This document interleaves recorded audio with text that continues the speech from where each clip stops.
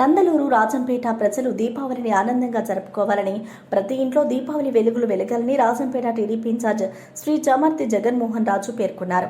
శనివారం ఆయన రాజంపేట నియోజకవర్గంలోని నందలూరు ప్రాంతంలో దీపావళి టపాసుల దుకాణాన్ని ప్రారంభించారు. ఈ సందర్భంగా ఆయన ప్రజలకు పండుగను తగిన జాగ్రత్తలతో పిల్లలను సురక్షితంగా చూసుకుని జరుపుకోవాలని సూచించారు.